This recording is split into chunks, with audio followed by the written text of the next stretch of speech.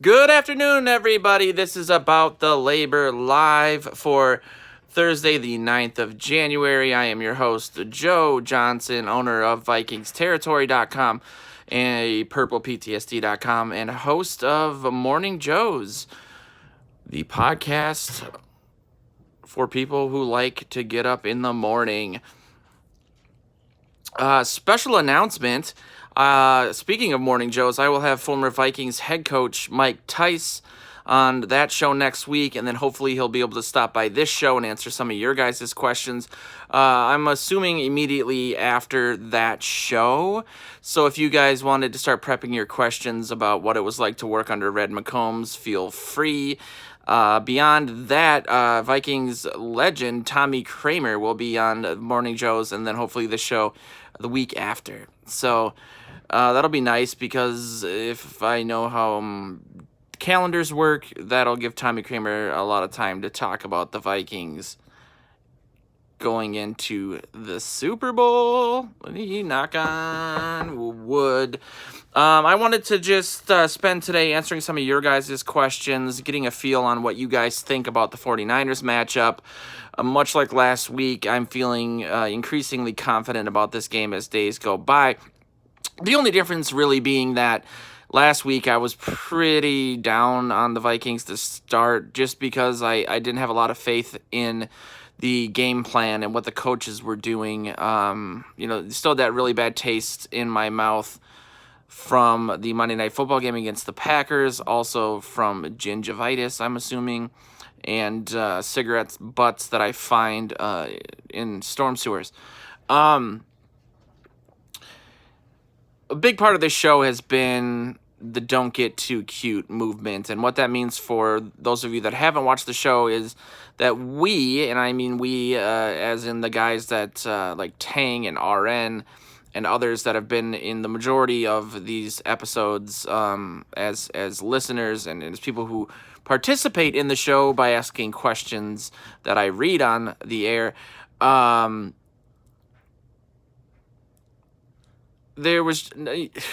We all, I think, felt like this Vikings team is extremely capable, that this team has more potential than perhaps any other in the NFL, more talent for sure. And really the frustration was that the coaches were squandering the opportunity by not really setting up the team to succeed in terms of play calling.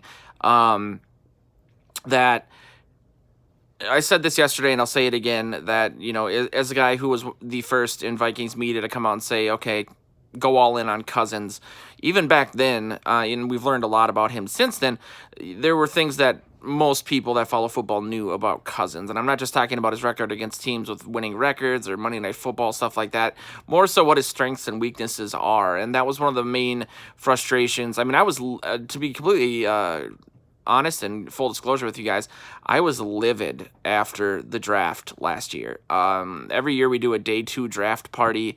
This one was at Town Hall, and when I went all in on Cousins in terms of getting it out there that I really wanted the Vikings to get him, I did that before the draft because I assumed that with Berger retiring and what we didn't know at the time, but the team knew Easton being injured and out for the whole year, I assumed that they would invest in the interior of the offensive line in the draft or in free agency subsequent to the signing of Cousins.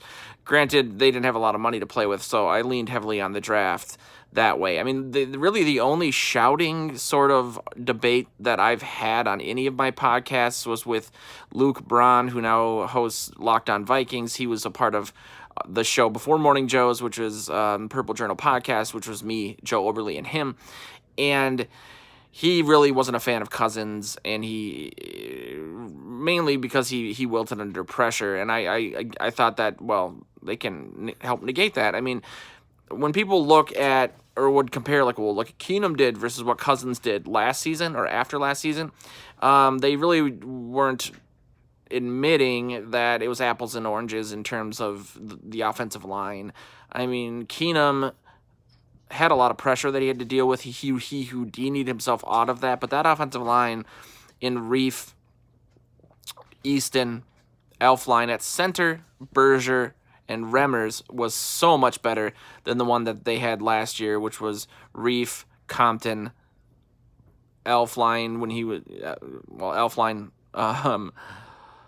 Remmers, and ONeill. And so I didn't think it was a fair comparison. I also didn't understand why the Vikings squandered one of 3 years of Cousins' contract. Why you would sign a guy to at the time the biggest contract in the NFL, and then know that he's not good when he's under pressure and not invest in protecting him. And so it's stuff like that has been frustrating. Obviously, the offensive line is different this year. They invested in it. They arguably had their best game as a unit against the Saints, but it's some of that hubris or just strangeness that applies elsewhere. Full credit goes to Zimmer for slaying. Speaking of narratives being slayed, everyone talks about that with Cousins. The narrative of Zimmer against offensive-minded head coaches, elite offensive-minded head coaches, big games, so on and so forth. He had a masterful game plan against the Saints, and it worked. So,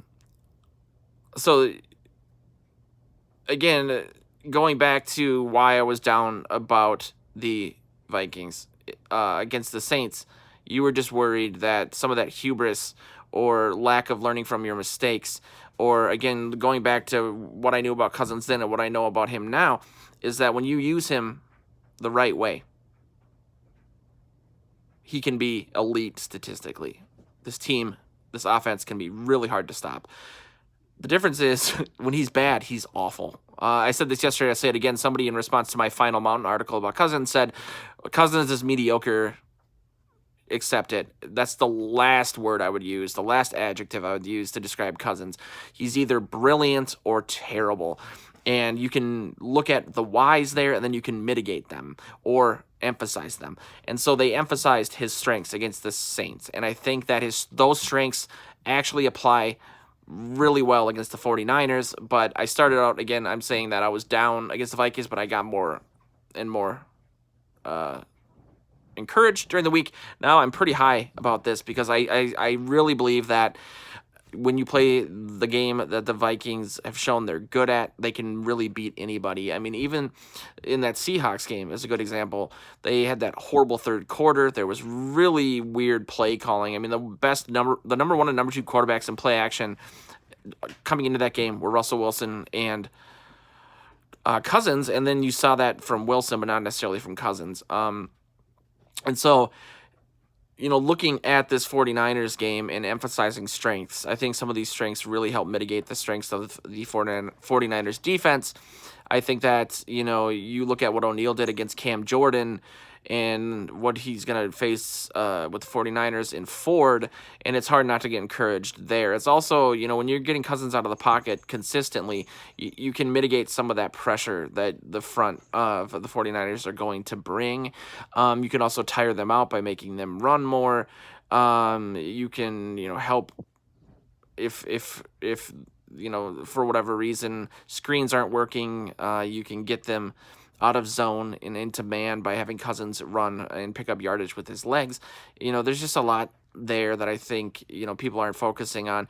Granted, I did see a stat where when Bosa, Ford, and Quan are on the field together, opposing quarterbacks had a QBR, which is out of 100, of 3. Granted, because of injuries that there wasn't a huge sample size, so I don't think that's a really consistent statistic. But it's going to be tough to beat these guys. But I think, again, offensively, there's a lot that you can do, and it's really a pick your poison situation. Any week outside of the consistency and getting Cousins out of the pocket, running play action, bootleg, so on and so forth, it's hard to say who's going to be the focal point each week. It could be Kyle Rudolph. It could be Thielen. It could be Diggs. I'm assuming both are going to play, of course, because this is the Vikings. Thielen got injured in practice. Diggs has some sort of Spanish flu. It sounds like Thielen is questionable to play. He got stitches on that ankle. He's going to play. That concerns me. Something that concerns me as well from the injury report today is that Curse is still doubtful. I would love for him to play for obvious reasons.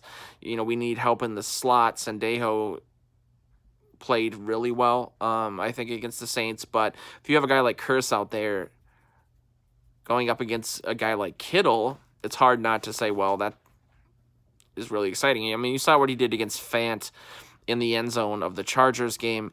He's just a big body, and he can really, really help disrupt the tight end play. But, even without Curse, the Vikings have faced some of the best tight ends in the NFL this year. And, Kelsey, Ertz, Hunter Henry. I mean, there's like a list of 8 or 9 of them, and they've allowed 0 touchdowns to tight ends as a defense. So that's encouraging. Something else on defense that is encouraging, and then I'll get to some of your comments because I see there's a bunch. And I'm starting to think 3 o'clock is the best time to do this. Maybe because I advertised it, that I do it at 3, and then I do it at 4.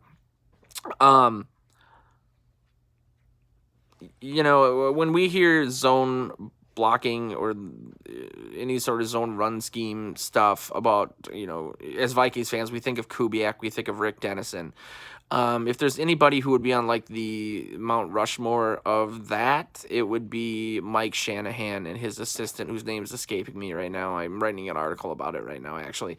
Shanahan was known as a guy who was able to find running backs, undrafted ones, late round ones, and turn them into all pros or Pro Bowl players or Super Bowl MVPs.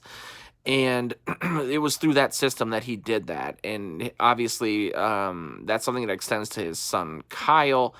And so, their running game and their running back by committee system, it's something that obviously we're very familiar with because we run a very similar system.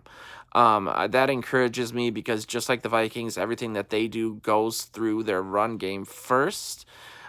But I would put money on having a guy like Dalvin Cook, who we've seen has just willed himself into the end zone at times, who can bounce off of broken down plays or collapsed holes and turn nothing into something. And his talent level is just so much higher than Raheem Mostert or Matt Breida. I mean, Breida's good. I like Tevin Coleman. He's a Big Ten guy. But if it comes down to both teams shutting down the run, again, look at what the Vikings did against the Saints in that regard. They ran it right at them. Dalvin Cook was nearly the first running back to get 100 yards on them in like forever by football standards. And again, I just like our chances there a little bit more. But I also, am sitting here thinking about what's going on right now at TCO. You have a guy like Zimmer who's coming off the best game plan of his career, sitting down with a guy like Gary Kubiak, who understands that scheme better than perhaps anyone outside of the elder Shanahan. And it should make you guys all feel really, really good about our chances. I had a few comments on the show yesterday from a 49ers fan who I don't think understood what I was saying about Garoppolo and some of the strengths and weaknesses that he had. Now, I was reading those from a list from the Sacramento Bee. It was a couple months old. Things changed since then, but for the most part, they remain true. I mean, it's not like Garoppolo ended the season perfectly. It's not like he didn't struggle against the Rams, and the Falcons. It's not like he's an immaculate quarterback, and I think when I said that he struggles down the field, the comment was that, well, why is he perfect down or in passes of 20 yards across the middle? I wasn't talking about across the middle. I think he's obviously good across the middle. He's not good at looking off coverages. He's not good at looking off the deep safety. He's not good at checking to his second receiver, which means that, yeah, he's getting it to Kittle across the middle, but outside of that, he's susceptible to turnovers, which was the crux of what I was saying. He doesn't always set his throws. He is good at throwing like off his back foot, but he doesn't, again, look off coverages. He doesn't look through his progressions. And when you think about that and you think, okay, there's a deep safety and Garoppolo is just eyeing down his receiver, and as the deep safety that he doesn't do a great job of going through his progressions. That the ball is probably going to go to where he's looking if it's outside of the numbers or the hash marks rather. And that to me says, wow, well, Anthony Harris could really have a huge play in this game as well. Beyond that, the guy took umbrage to the fact that I said you could rattle Garoppolo. And I mean, it's not that hard to say, well, look what they did against Drew Brees, Hall of Famer, one of the best quarterbacks of all time. Garoppolo could be that guy too, but he hasn't proven it yet. It's his first really, really big game. I'm just having faith. You could have said the same things. Well, he's not gonna. Vikings can't rattle Brees.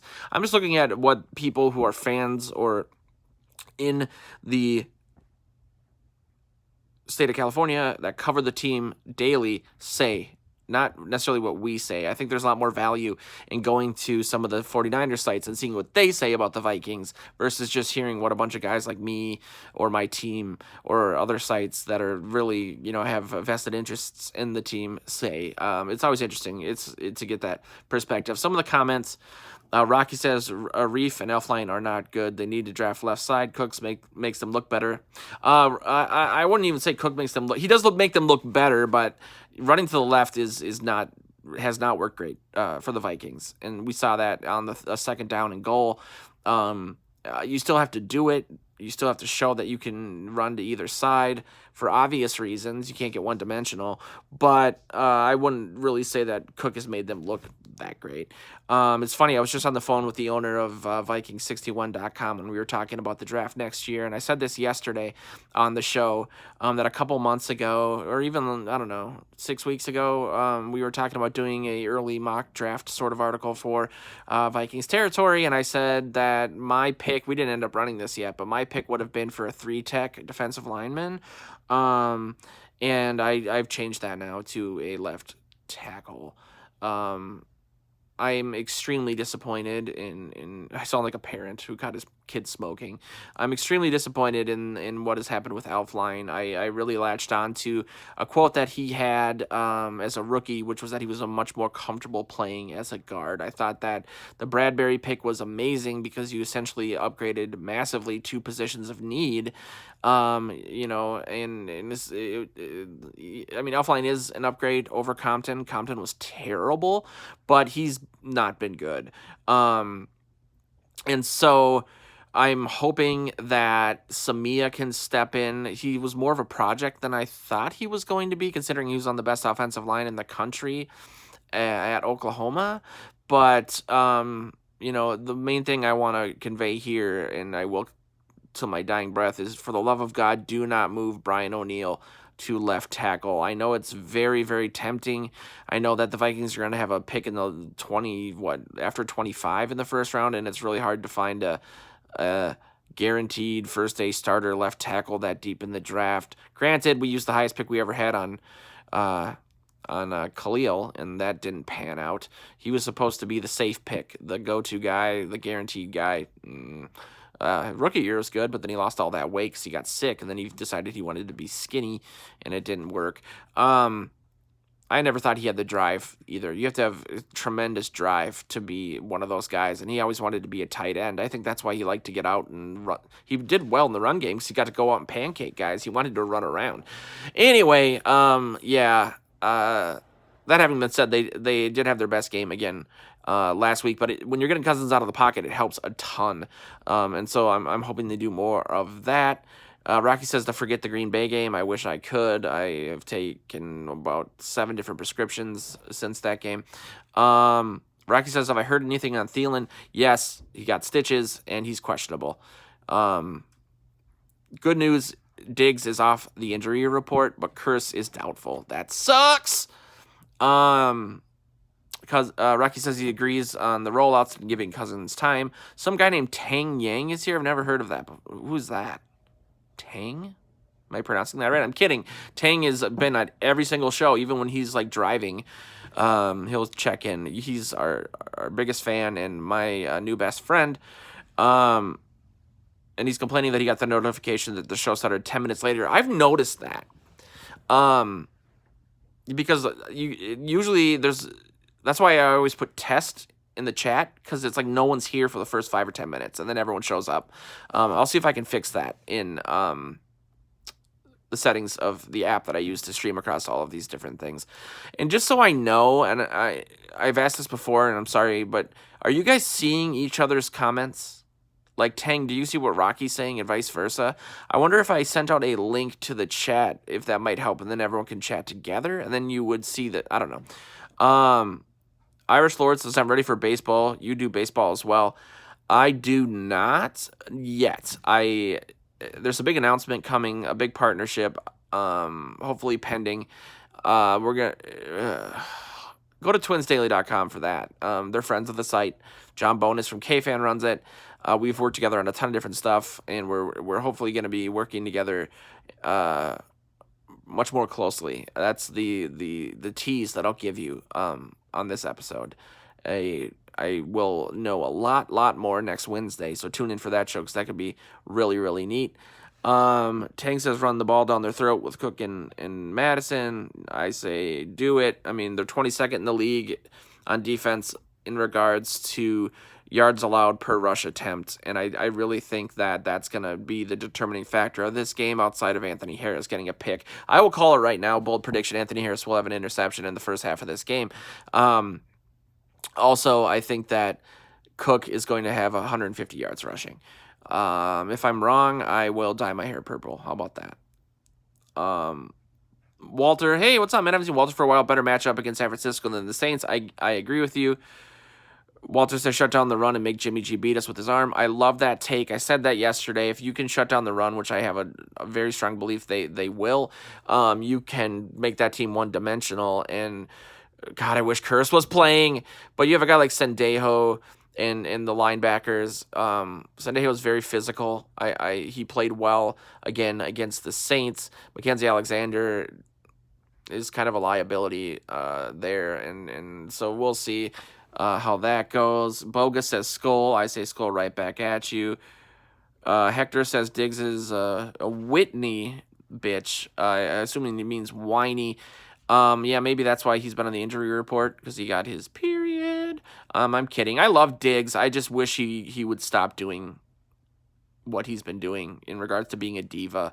I used to think he was doing it ironically, strangely enough. I don't know if it's because he has a baby face and I just can't take him seriously when he's acting all tough with his arms crossed. But as Aikman said, Cousins has enough pressure on himself, and the way I looked at that was there's a few different reasons as to why a wide receiver would be upset. The team is losing. Or not good in general. Losing a game or losing multiple games, or the season's a bust. That's not the case, obviously. They were in a playoff game. They were winning that playoff game at the time, by the way.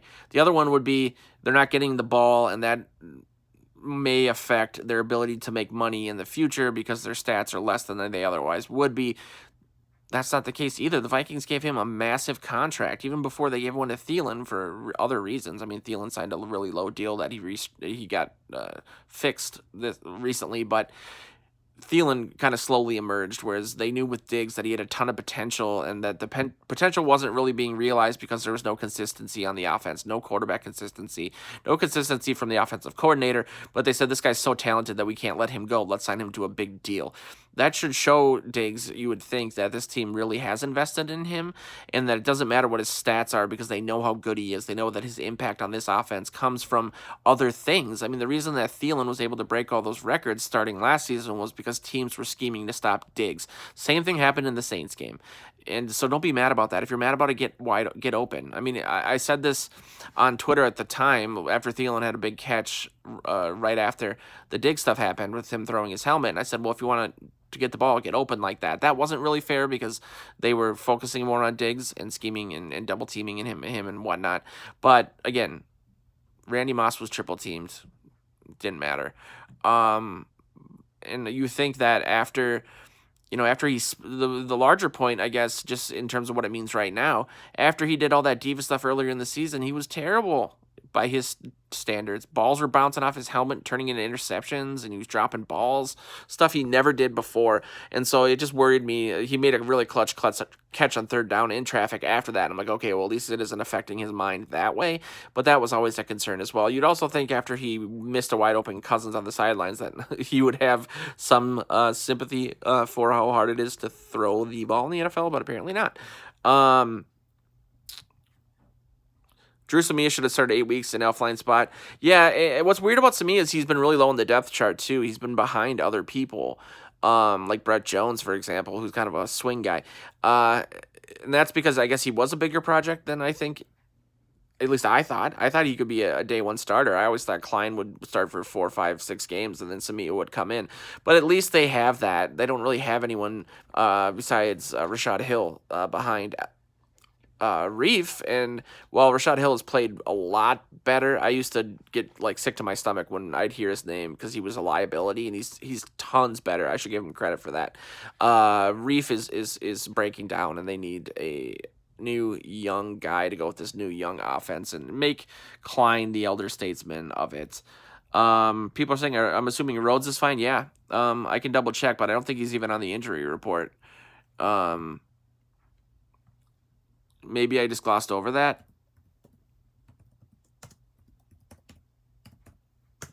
This is some good content. Rhodes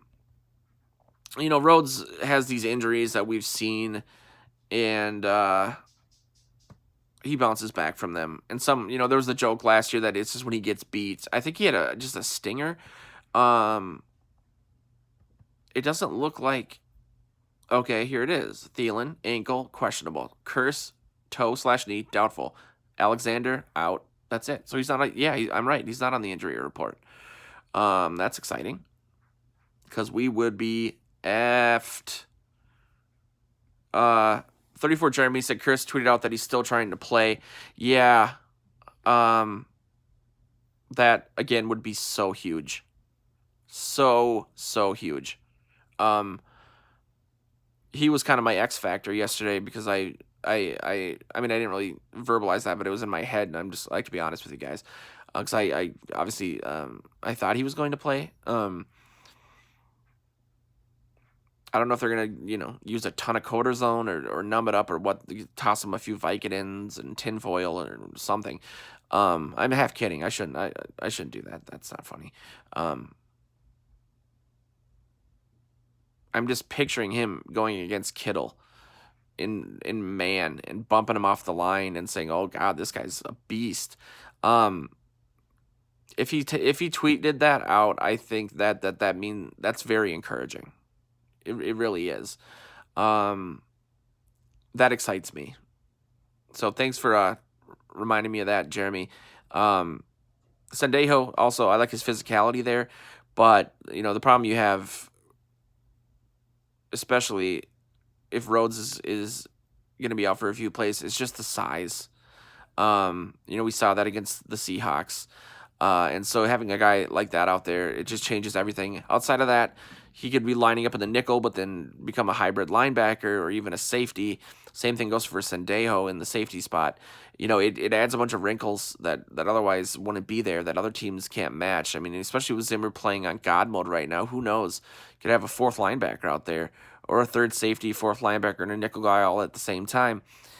It's a Swiss Army knife that is, to me, also should lead to the team re-signing Curse. I think that, he tweeted out that he was done basically in Minnesota after the season. I think he's a little mad about not being extended. Maybe don't get a DUI with a gun in your car then. I don't know. I love the guy, but it's hard to feel bad for him in that regard. But I like to try to focus, unless it's like something egregious where there's injuries involved or threats of injuries, what's on the field. I mean, I've been sober for 7 years, and so I know what it's like to make mistakes, and that people do that. So I just want to say that I think they should re-sign Curse, and if he plays, that could be again the X factor that this team is looking for, because I think they'll do a decent job of shutting down those receivers. There's nothing really tremendous there. Emmanuel Sanders is good, but he's not big. Deebo Samuel is their speedster. He'll probably get a one play down the field on Rhodes. But if they were able to shut down Michael Thomas, although they did have some trouble bringing down Jared Cook, who, ironically, my two tight ends on my Purple PTSD Vikings territory fantasy league championship winning team were George Kittle and Jared Cook. So go figure. Tang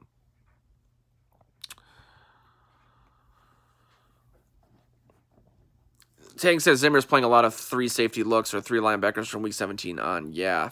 Again, so I guess I'll just summarize my thoughts on the 49ers and my encouragement. I think that they can rattle Jimmy.